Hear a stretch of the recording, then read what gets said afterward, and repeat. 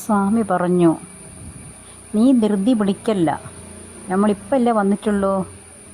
നമ്മൾ കുറച്ചിവിടെ പണിയൊക്കെ പഠിക്കട്ടെ, എന്തെങ്കിലും പൈസ വേണ്ടേ? ഇപ്പോൾ നമ്മൾ കയ്യിലുള്ള പൈസ നമ്മളെ ചിലവിനല്ലേ ഉള്ളൂ എന്ന് പറഞ്ഞു.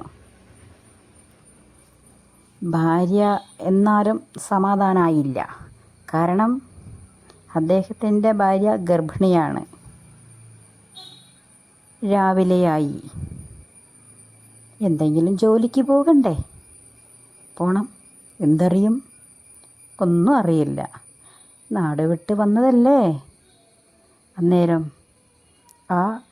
അയാളോട് ചോദിച്ചു, ചേട്ടാ, എനിക്കൊരു ജോലി എവിടെയെങ്കിലും കിട്ടുമോ എന്ന് ചോദിച്ചു. സ്വാമി അതിന് അയാൾ മറുപടി പറഞ്ഞു. എന്തു പറഞ്ഞു? അങ്ങനെ എന്തൊക്കെയും ജോലി കിട്ടുമോയെന്ന് വെച്ചാൽ ഞാൻ ജോലിക്ക് പോയിട്ടുണ്ടാവില്ലേ. ഞാനിവിടെ വന്നിട്ട് 5 കൊല്ലമായി. ഞാൻ ഈ ആക്രി സാധനങ്ങൾ പെറുക്കി നടക്കുകയല്ലേ, ഒരു പണിയും ഇല്ല. എന്ത് ചെയ്യാനാ? മരിക്കാൻ പറ്റുമോ? ഇല്ല. ജീവിക്കണ്ടേ? സാരമില്ല. നേർവഴി കൂടി ഇപ്പോൾ ആരെയും കട്ടിട്ടോ കളവ് ചെയ്തിട്ടോ ജീവിക്കാൻ പറ്റില്ല. ഇതായിരിക്കും ഒരു കുറവൊന്നുമില്ല. നമ്മൾ അന്യനാടല്ലേ ഇത്, നമ്മളാരും കാണാൻ പോകുന്നില്ല. നമ്മളെ ബന്ധുക്കളോ ആരും ഇല്ലല്ലോ. പണിയല്ലേ, സാരമില്ല. ചേട്ടനൊരു ചാക്കെടുത്തോ, പെങ്ങൾക്കൊരു ചാക്കും കൊടുക്ക്, രണ്ടാളും കൂടി ഇങ്ങനെ ഓരോരോ വീട്ടിലും കയറിയിട്ട് ചോദിക്ക് എന്ന് പറഞ്ഞു. അന്നേരം സ്വാമി പറഞ്ഞു, എങ്ങനെയാണ് ചോദിക്കേണ്ടത്? ഞങ്ങൾക്ക് രണ്ടാൾക്കും മലയാളം അറിയില്ലല്ലോ എന്ന് പറഞ്ഞ്.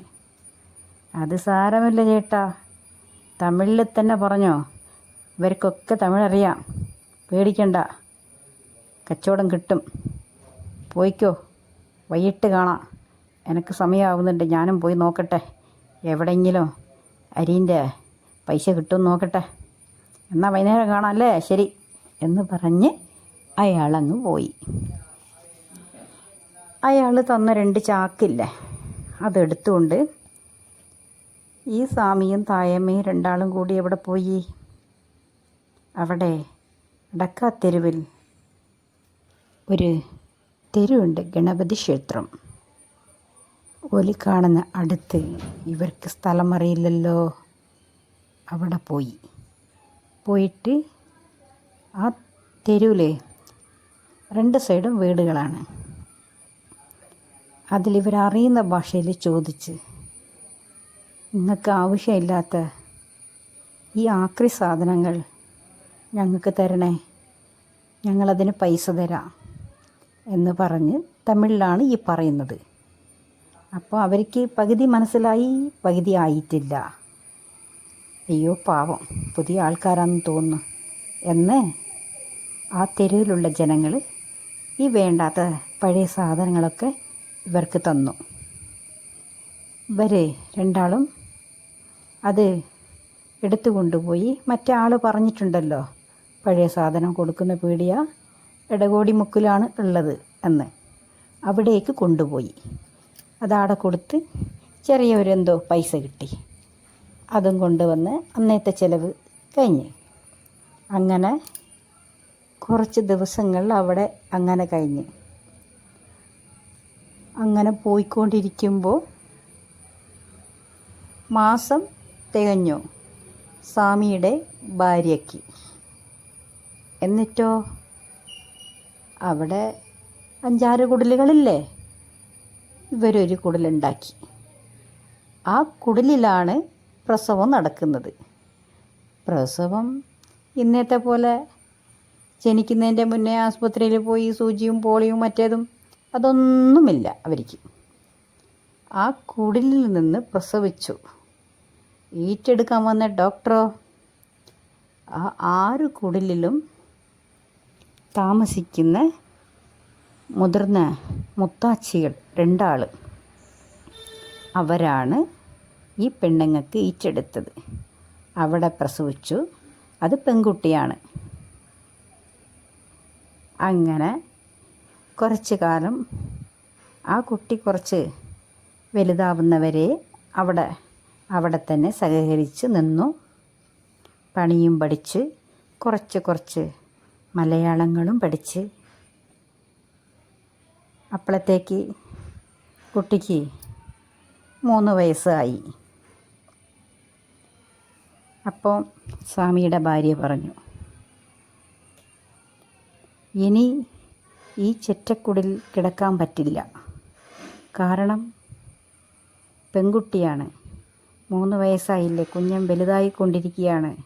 നമുക്ക് എവിടെയെങ്കിലും ഒരു ചെറിയ വീട് വാടകയ്ക്ക് നോക്കണം എന്ന് പറഞ്ഞു. അത് സ്വാമി ശരിയെന്ന് പറഞ്ഞു. എന്നിട്ട് ഇതേപോലെ പണിക്ക് പോകുമ്പോൾ മൂരാട് ഭാഗത്തേക്ക് പോയി. അവിടെ പോയി നോക്കിയാലല്ലേ അറിയുന്നത്. തമിഴ്നാട് മൊത്തം അവിടെയുണ്ട്. പക്ഷെ ഇതുവരെ ആദ്യം അറിഞ്ഞില്ല. അവിടെയുള്ള ആൾക്കാരും ബന്ധുക്കളല്ല, അറിയുന്ന ആൾക്കാരും അല്ല. എന്നാലും ഭാഷ അറിയുന്ന ആൾക്കാരാണ്, തമിഴാണ്. ഒരുപാട് ആൾക്കാരുണ്ട്. അത് കണ്ടേരം ഇവർക്ക്, ഇത്രയും ആൾക്കാരിവിടെ ഉണ്ടല്ലേ, നമ്മളിത് ആദ്യം അറിഞ്ഞില്ലല്ലോ, സാരമില്ല പോട്ടെ എന്ന് പറഞ്ഞ്. അപ്പോൾ അവിടെയുള്ള ആൾക്കാരോട് പോയി ചോദിച്ചു, ചേട്ടാ ഇവിടെ വാടകയ്ക്ക് എവിടെയും ഒരു റൂം കിട്ടുമോ എന്ന് പറഞ്ഞ്. അപ്പോൾ അതിലൊരാൾ പറഞ്ഞ്, ആ വീട് ഇവിടെ ഉണ്ട്, വാടക അതിന് 50 റുപ്യയാണ് എന്ന് പറഞ്ഞ്. സാരമില്ല ഏട്ടാ, അത് ഞാൻ തരാം, 3 മാസത്തിൻ്റെ വാടക അഡ്വാൻസായിട്ട് കൊടുക്കണമെന്നും പറഞ്ഞു. 150 രൂപ അഡ്വാൻസും 50 റുപ്യ വാടകയും.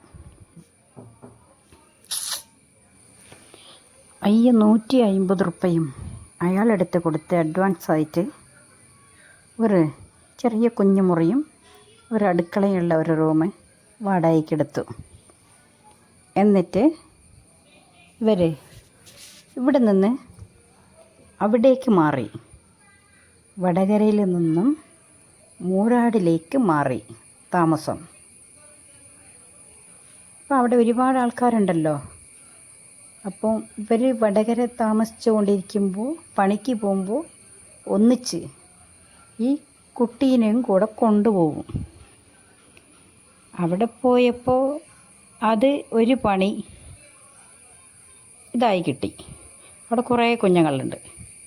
അപ്പോൾ അവരെ കൂടെ ഈ കുട്ടി പിന്നെ അവിടെ ആക്കിയിട്ട് ഇവർ രണ്ടാളും ഈ അറിയുന്ന ആക്രിസ്ഥാനത്തിലേക്ക് പിന്നെയും പോയി.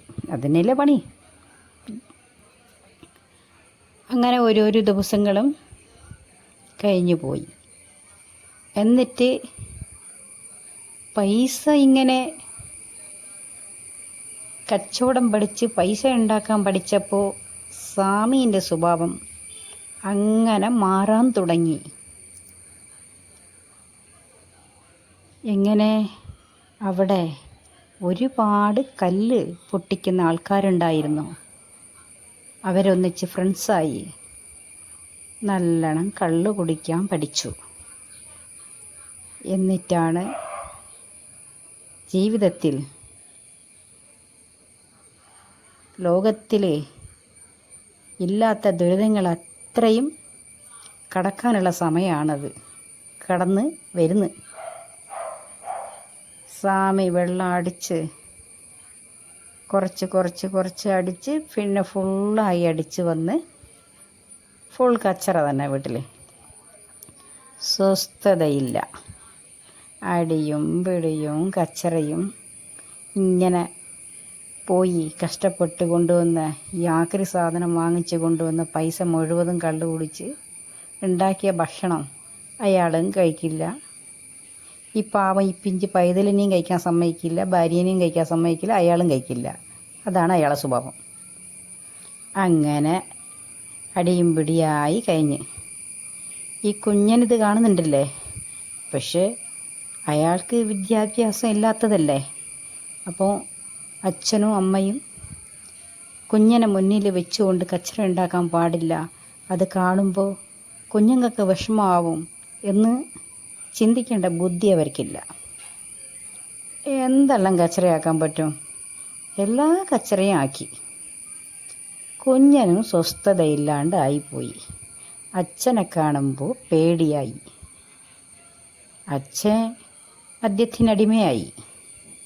അങ്ങനത്തെ കൂട്ടുകാരെയും കിട്ടി. ലൈക്ക് ചെയ്ത് സബ്സ്ക്രൈബ് ചെയ്യണം.